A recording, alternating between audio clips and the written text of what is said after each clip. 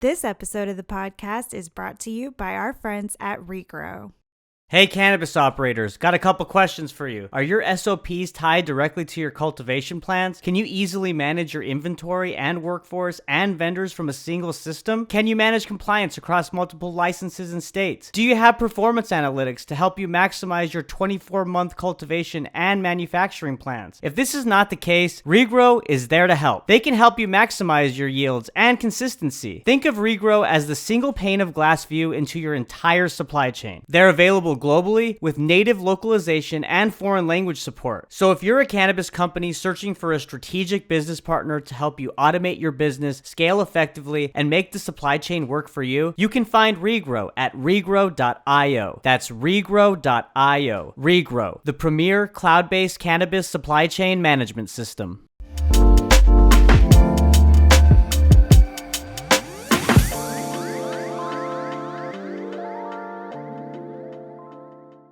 Weldon Angelos, how you doing, man? Pretty good. How you doing? I'm doing well.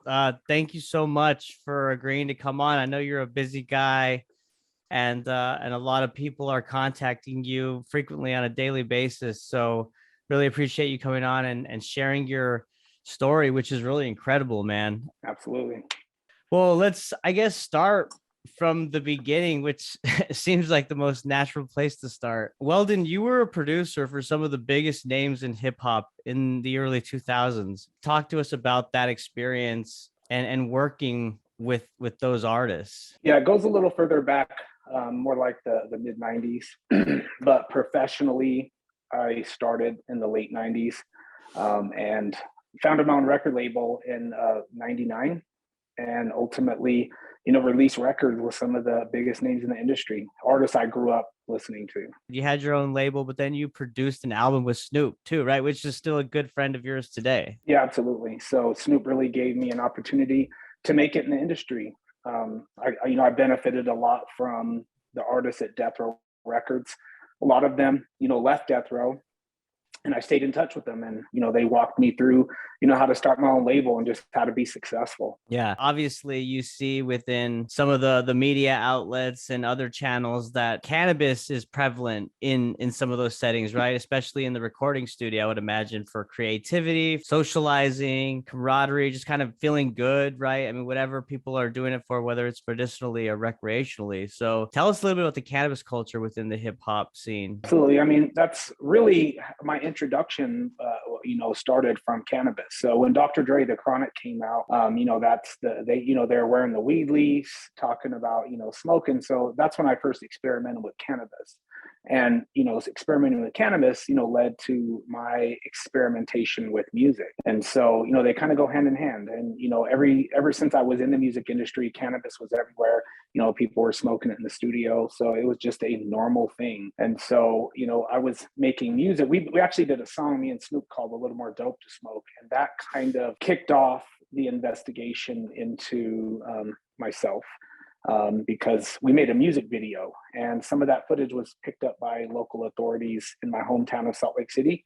And that's where it all began. Let's talk about how this all started. Then you mentioned that music video. Was there cannabis use in that video that kind of sparked interest from authorities in Salt Lake City, or what happened Well, there? I think authorities were always looking at Snoop Dogg. I think they were mad when he won the murder trial, but for whatever reason, the whole Death Row Records were under investigation for a long time. And so, so I was on tour with Snoop in 2001, and we made the music video, during the tour. And so me being in Salt Lake with these big artists, my hometown, sparked the interest of local authorities. And so they looked at us like something illegal must be happening. What are they doing out here? What are they doing out with this guy? So they started investigating and hoping that, they would be able to use me to get to some of these rappers. And so that was sort of the thinking behind that. Wow. And how long did this investigation go on? It went on for about a little over a year. It started in Salt Lake City, but then after that, they kind of just followed your progress, or did all the investigation happen in Utah? Yeah, no, it was everywhere, but they sent an informant to someone I had grew up in my younger years with, and he had went to prison, got out caught another case, didn't want to go to prison, so he decided to cooperate. And he was willing to give up murders and, kingpins, people bringing truckloads of methamphetamine into the city, but they didn't want that. They wanted me. And so he even to this day, that the informant has said that he couldn't understand why they wanted me when he was offering them so much more valuable information. And so this shows that it wasn't about me; it was about who I was connected with. They wanted famous people; they wanted rappers so they could make a name for themselves. If they wanted big players, they would have went with the informant suggestions. He was offering to give up cartels. He was offering to give up murders and all kinds of other stuff. They didn't want that. They just wanted me. Why rappers then? Why? That is because I don't know. You get to be in the media. You get to get your advancement. Imagine if you're a prosecutor and you can say that you prosecuted Tupac or Snoop or Jay-Z. You're gonna make it. You're gonna get your career advancement's gonna be crazy. So well, I would say, and I would imagine also that there's less risk, right? Because you mentioned the big players like the kingpins, and that sounds like there'd be maybe some dangerous situations there, right? no, they're not worried about that. They wanted to make the news, wanted headlines. They wanted headlines. So who else did they go after once they Just had me. you? Just you. So Yeah, who else are they going to go after? I'm not talking. so when they brought you in and they do the questioning and you're not talking, what is that? It's not the movies, bro. It's not the movies. That's not how it works. Well, tell You us, get man. it. Yeah, Yeah. tell us the It's not the story. movies. Yeah, you don't go in this room and it doesn't work like that. They raid your house, arrest you, and take you to jail. I have a lawyer, so there's no questioning. But obviously, there was plea negotiations, and there was obviously hints to my attorney that they were looking for, famous people. And my attorney was like, fuck no, of course not. And Right. they threw the book at me. They charged me with, 100 years worth of mandatory minimums. That's so crazy. 100 years. And wasn't from what I read, was it $900 is what you purchased from that informant? Yep. I Gave didn't you? purchase any cannabis. He purchased $900 worth of cannabis from me. Oh, you were selling the product. I see. Yeah. He got $300 worth on three occasions. Wow. 100 years. And so then this case escalated all the way to the Supreme Court. Isn't that right? Yes. And how did that go down? Why did that happen? Why did it get so much visibility? Well, because my judge, did something no other judge who ever done. But we're kind of skipping past all of what happened before. But my judge was very outspoken. I don't want to skip. I don't want to skip. Let's keep it going. Yeah. I'm trying to get the story out of you. So if you Yeah. see that there's a good segue to go into different, yeah, tell us. So what happened after that? After what we were last talking about, when you said it wasn't like a movie and Oh how no, they raided I your went to house. trial. I had to go to trial. I was facing, like I said, 105 years of mandatory minimums, and that was reality. And so I had to go up against the mighty federal government with unlimited resources.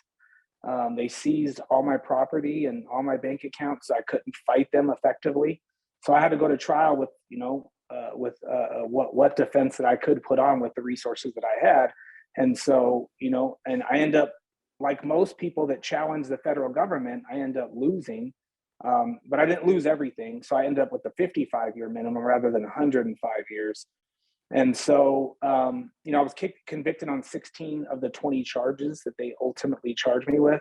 So they basically took these 3 transactions and divided it up into 20 charges. And so they would say, okay, I sold, 3 times. I made some money off them. I used the money for something illegal. There's money laundering. Oh, I owned a gun in my house, a legal gun. There's, enhancements. They find any way to charge you with every possible offense they can charge you with. And so, I had no choice but to challenge it because they weren't offering a reasonable plea offer. And so, after I was convicted, my judge, who was a very tough on crime George W. Bush appointee, he was terrible when it came to trial issues because he believes that if law enforcement finds something, some kind of evidence, even if it was illegally obtained through a violation of the Fourth Amendment, he believes that evidence should still be used against you at trial. He has this weird philosophy that Wow. there should be no exclusionary rule. He also doesn't, he thinks there should be no Miranda rights. So this is a very conservative judge. But when he realized after my conviction how much time I was facing and that it was mandatory, he didn't like that. He'd only been on the bench about 18 months. He was a very new, young judge. I think he was 48 years old. And so he did something that no judge had ever done in history, any federal judge. He actually challenged the government on the constitutionality of imposing such a lengthy sentence for minimal conduct. And so he reached out to the jury and asked them for their opinions on what a just punishment would be. None of them came back with 55 years. Some of them came back with 5, 7, 8. They all had different opinions on the length of punishment, but none of them came close to 55 years. And so he ended up authoring a 67-page opinion disagreeing with the punishment that he felt he was forced to impose. And so on my sentencing day, he actually called on the president that appointed him, President George W. Bush, to intervene and issue a pardon and commute my sentence to something more reasonable. And shortly after doing that, he also went to Congress and testified about this lengthy sentence and how mandatory minimums produce crazy results like this. He noted that he sentenced a murderer the same day he sentenced me to 55 years to a maximum 17-year sentence. He could have given the murderer like 7 or 8 years. His minimum was like 8 years. And he gave him the maximum at the government's request because it was a brutal murder. Mm-hmm. And he gave me my minimum, which was 55. And I think he timed the murder sentencing the same day as mine to show how ridiculous my sentence was. And so a few years down the road, I'd never got any relief. Bush never commuted my sentence. He ended up quitting and walking away from the federal bench in protest of what he was forced to do. And so my case sort of became a cause célèbre for liberals and conservatives alike. So I had a large group of former United States attorneys, former federal prosecutors, former DOJ officials who, were once upon a time in the government employing these mandatory minimums, but realized when they left that they disagreed with them. And so they had an interest and saw my case as a potential vehicle to change the system. I think it was 165 former high-ranking federal officials that supported me.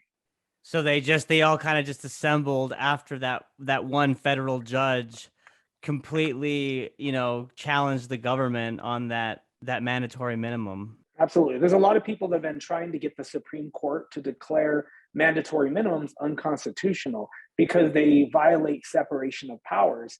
A mandatory minimum basically handcuffs a judge, where a judge can't take into account anything else. I could have been a choir boy who just saved a bunch of kids from a burning building the day before, and it wouldn't have mattered. The judge couldn't change it. And so a lot of people feel like with the mandatory minimum, you're giving the government the power to punish because they can punish you by on their choices of charges. The government, in my case, could have charged me under the guidelines and I would have gotten 6 to 7 years. But because they charged me under the mandatory minimums, my sentence was dictated. So basically, people argue that this is a violation of a separation of powers because you're giving all the power to the government, the power to charge and the power to sentence, which is traditionally a judicial function. Wow. And so we were unsuccessful. That challenge has never been successful. The Supreme Court has made clear that mandatory minimums are constitutional. So it's up to Congress to change that, not the Supreme Court. Right. And so even though it failed, that attempt, it probably generated a lot of awareness and interest around this issue as it relates to mandatory minimums. Yeah, it did. I mean, just my judge speaking out like he did. And like I said, he authored a 67-page opinion decrying the punishment that he was forced to impose. And that opinion went on to win awards and whatnot. And when he left and he started teaching at the University of Utah, he actually uses my case as a case study in his course. But his actions alone, where he reached out to the jury, reached out to the legal community in an effort to try to find a way around imposing such a draconian punishment, he set a trend where other judges, at least more progressive judges, picked up on what he did and started doing that themselves, just to show higher courts and Congress these sentences we're opposing go against the juries that actually hear all the evidence. So other judges started reaching out to juries in cases asking for recommendations. And so what he did sparked a lot of other courageous judges to step up and either speak out. Other judges started speaking out like he did, asking the presidents to commute sentences they imposed in cases they didn't agree with. And so what he did a lot of good. I mean, it reached, President Obama. He intervened in my case, and it actually resulted later in a change in the law that gave me 55 years. That absolutely is a great outcome from that effort. And so let's talk through kind of the next step in that. I don't want to get ahead of ourselves here. So after that, what played out next? So I sat in prison, maximum security penitentiary in Southern California for 13 years. And so it was on me now. My appeals are lost. I have no way to get out absent a presidential intervention. And so when President Obama was elected, we started working on a clemency strategy. And I started working, trying to develop a coalition of influential individuals that could persuade President Obama to intervene and commute my sentence. I knew that the Department of Justice would fight me at every turn. And so I had to have, just as much influence in the process. And so we started reaching out to elected officials who started supporting me. People like Senator Mike Lee, Senator Cory Booker were my two number one advocates. Other people joined, their call for my release, like Senator Rand Paul, Patrick Leahy. So it was really bipartisan. I had 3 Democratic senators and 3 Republican senators that were really pushing for a commutation of my sentence. That's great. Was there also kind of celebrity support in addition to those elected officials? Yeah, absolutely. So once Obama was elected and we knew that he was going to be president, we started reaching out to some of my friends in the entertainment industry, and we were able to get, dozens of entertainers to also add their name to my petition. In addition to the senators and the 165 former, elected and appointed officials, we had people like Bonnie Raitt, Snoop Dogg, Mike Epps, Alicia Keys, and Graham Nash, and a bunch of other entertainers also join this whole group of unlikely allies, which also included the Koch brothers. Charles Koch became a number one advocate as well. And so this group was really, bipartisan, and it was very unlikely because these individuals would probably never work together on anything else, but they agreed on this. Wow, that had to have been a really special moment that you felt to have that support around you. Yeah, it was amazing. But the thing is that it didn't get me out. It took years. I think, I got out in 2016. Obama had not even a year left in office. So even with all of that support from senators, my judge, all these former officials, it wasn't, what got me out. It still took 4 years, to get some action. So as you were telling that part of the story, you mentioned and expressed the challenge that the DOJ would present, kind of fighting you all the way through. Was that something that really stifled getting that effort across the line with Obama? Absolutely. Because one thing that the Obama administration did that I think was wrong is that they put the power in the hands of the local prosecutor.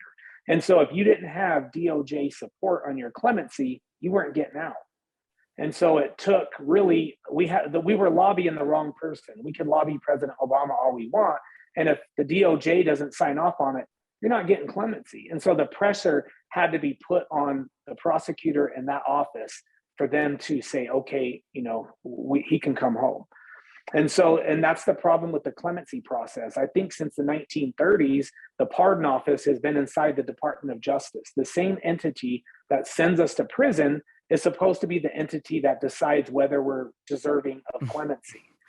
And so, and we were able to, change that temporarily during Trump's administration. And there's a lot of effort right now to get Biden to do that. I don't think he'll do it, but that's a huge conflict of interest. Was that, so so when you say were you the main driver of that temporary change in the DOJ basically endorsing the clemency of someone? The DOJ never endorsed. No. What I'm saying is, during Obama's presidency, the DOJ had to sign off on individual cases. Obama tried to pressure them to grant more of them. They promised 10,000, got 1,700 because you're dealing with prosecutors. But under the Trump administration, he created an informal committee that didn't involve the pardon attorney. It didn't involve the DOJ. And so that was something separate. And that's obviously years later after I'm already out. I see. Okay. Okay. So that was after. So then what was the shift in strategy after the Obama administration departed the White House? Well, after I got out, that was obviously a relief, because ultimately, my prosecutor probably didn't want to be, remembered this way. We had a lot of public pressure on him from like the Washington Post, the New York Times, and multiple senators, that were really angry that I wasn't out yet. Even some Republican ones that didn't agree with, this clemency push, like Senator Tom Cotton. He raised the question about why I wasn't out. He didn't support me or support my release, but he just wondered why I wasn't out yet, given the strong support and the obvious need to commute the sentence. And so finally, my prosecutor, finally, changed his heart and said okay, and I was released in May of 2016. But I think what happened under the Trump administration is that Trump was not a regular politician, and so he was equally suspicious of the Department of Justice. Right. And so I think it was easier to get him and Jared Kushner them to institute a change, even if it was temporary. But even the way they did it was wrong, because if you didn't have some kind of influential connection to the White House, it was difficult, to get a pardon or a commutation. And so we were trying to be, that connection for them, because a lot of the cases we were able to get through during the Trump administration, they didn't have celebrity connections. So we wanted to make sure that we could be their voice and represent them. Right, right. Well, and you mentioned the idea of Trump not being a traditional politician. And, I see the activity on Twitter right now when the cannabis community is talking about President Biden and him, committing and honoring his campaign promise to free people who have been incarcerated for nonviolent cannabis offenses. And that video that you were included in, man, the more perfect union tweeted about was just very powerful. And so I want to get your thoughts on these traditional politicians that have just continued to make these promises and fall short. I mean, someone who's experienced it firsthand, like what thoughts go through your head when we think about that? Well, see, the problem is with politicians, they're always thinking about re-election and keeping power. And so the Democrats currently have, the entire government. They have the Senate, the House, and the White House. Now, anything that potentially threatens that power is going to get shut down. And this happened during the Obama administration. When they had the entire government in 2009 and 10, they could have passed anything they wanted. No criminal justice reform passed during the Obama administration. And he did 1,700 commutations, which was it was only 17% of what were promised. And so there were supposed to be 10,000 of them. But because of how careful the Democrats wanted Obama to be, there was no reform. They could have passed anything in 2009 and 10, just like they did with healthcare. But criminal justice reform has never been a priority for the Democratic Party, just like it's never been a priority for the Republican Party. This is something that they will tolerate, but it's not a priority for them, and it never has been. So I don't want anyone to be fooled that the Democrats care about social justice, because at every chance that they had to pass some kind of reform, they decide to push it off, and so they can hold on to power. It's always about the midterms and then re-election. And so that's why, Biden hasn't done anything yet, because there is a midterm that's going to be very close.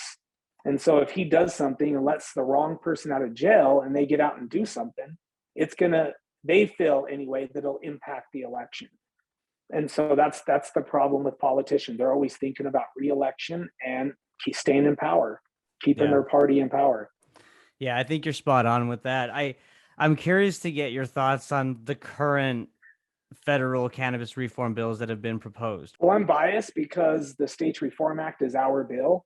And so, I worked on the criminal justice portion of it because I saw problems in Booker's bill. I saw problems in the MORE Act where individuals were going to be left out of either expungement or release because it was too, I would say, conservative.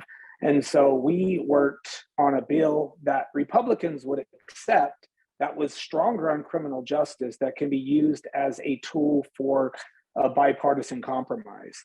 And so my Cannabis Freedom Alliance organization worked with Nancy Mace on that bill and getting co-sponsors and a Senate version as well. So there can be a bipartisan compromise eventually. I did not know that, and that makes me like that bill so much more now. And her specifically, because she's working with the people that are actually affected, and you know, having y'all be the ones to kind of really, pour your thoughts and ideas and write this legislation out, that component of that legislation. What was it like working with her and her team? It was great, and the Cannabis Freedom Alliance has a great team of Randall Meyer from Global Alliance for Cannabis Commerce, and my friends at Americans for Prosperity did a very good job on putting that bill together and working with Mace's team on the bill. Mace's team had a lot of work on that as well, and it's a great bill. It's obviously not perfect. None of the bills are perfect right now, but we really need to get the Republicans on board and engaged, and that was the whole purpose behind Cannabis Freedom Alliance, was engaging and educating Republicans. And our bill's been endorsed by Amazon and Charles Koch. And so I think this bill strikes the right balance, but it's not perfect, and neither are the other bills. So there's still a lot of work to do. Right. Yeah. No, I've been in touch with the Congresswoman's media team, and we're working to get her scheduled on the podcast. So, That's um, awesome. yeah, man, it'd be great to dive in to her bill and talk about, of course, your component of that, that you worked on with the Cannabis Freedom Alliance. As we wrap up, Weldon, I just want to ask you, man, like life after prison. I mean, you touched on, you're working on a lot of different initiatives around social justice and writing, helping with legislation at the federal level. I mean, tell me more. Like, what's your experience been like since you've been released? It's been amazing. I went from the maximum penitentiary to the White House, and it's been crazy. And so, I had a choice when I got out. Which way do I want to go in life? Do I want to be, get back in music, or I want to do something more meaningful? And this was it. And so, one of the first major accomplishments when I got out of prison was working with the White House and Congress to pass the First Step Act. And the First Step Act passed in late 2018, and that so far has released 20,000 people. And and I'm proud to have played a role in that. Working with Senator Mike Lee and Cory Booker on reforming the statute that gave me 55 years. Prosecutors don't have that lethal weapon in their toolbox anymore, where they could hold decades. Some people have gotten longer than I have using that statute 924C. Some people have gotten 200 years, 100 years, 80 years for the same, conduct that I was prosecuted for. And so that statute is gone. We got rid of it.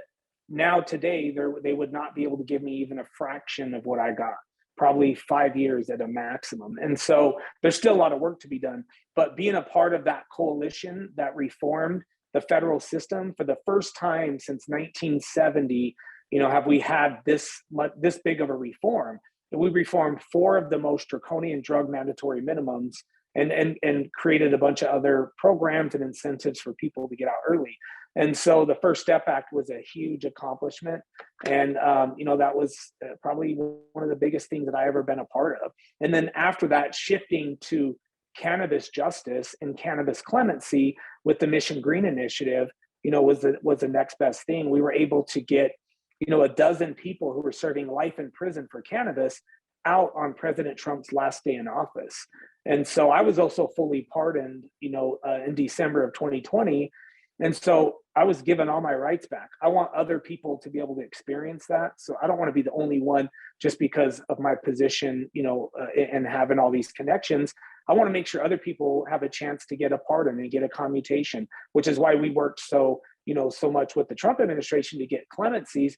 But now we're working with the Biden administration, trying to get him to grant clemency to everyone in prison for cannabis, not just individuals that, powerful and influential advocates can bring to their attention, but anyone who fits a certain criteria. If you're in there for a cannabis only offense, you should be pardoned, and not just commuted where your sentence is reduced and you go home, but fully pardoned where you no longer have to live with that scarlet letter on your back for the rest of your life.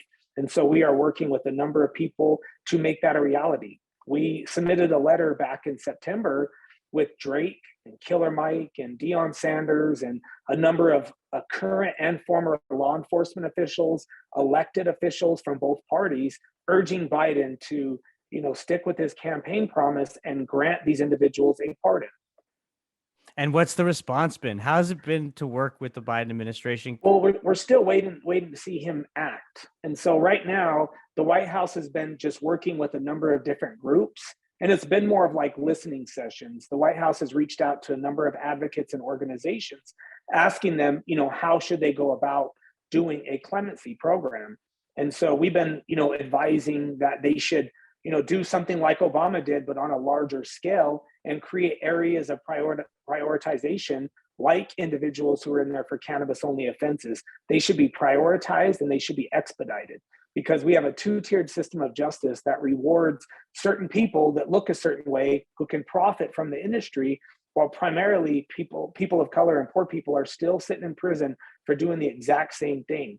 A lot of people don't understand that these big companies that are profiting from cannabis right now, they actually constitute a cartel under federal law. Federal law doesn't recognize state law. So any company that's profiting from cannabis is knowingly violating federal law and committing a criminal act. Well, so did the people who are in prison right now, and they're still sitting in prison and nothing's being done about it. And so that's why it's so important for the president to step up and do this now and not wait for a politically expedient moment. Don't wait until the midterms when it's safe. Do it because it's right and because you believe in it, not because it's, politically safe. Mm-hmm. I think that's a great place to end it, Weldon. I mean, you're doing great work, man, and you're definitely an inspiration to guys like me who are just kind of outside of the industry and not hands-on, and just having experts like you on tell the story. And your story is incredible, man. You've been through a lot, but you've also accomplished a lot, and you're continuing to blaze the trails in this area in the industry. And I know myself thanks you, and those listening and watching thank you as well. Is there anything that you want to close with before we go? Yeah, I would just like to direct people to the weldonproject.org or projectmissiongreen.org. Go to our website, sign our petitions. We have a petition right now that's asking Biden to grant these pardons, and follow us, support us. We need all the help we can get. If you can donate, if you can share our post, if you can share our petition, please do. We need all the help we can get. Absolutely. Yeah, I'll include the Weldon Project website links, the donation page, all that stuff in the description box for YouTube for those that watch the podcast. So you have it there. So, and we'll continue to retweet you, of course, Weldon, as you're promoting all these different initiatives, man. Keep up All the right, great awesome. work. Yes. Yeah, thank you. Of course, yes. And thank you all for listening. Bye.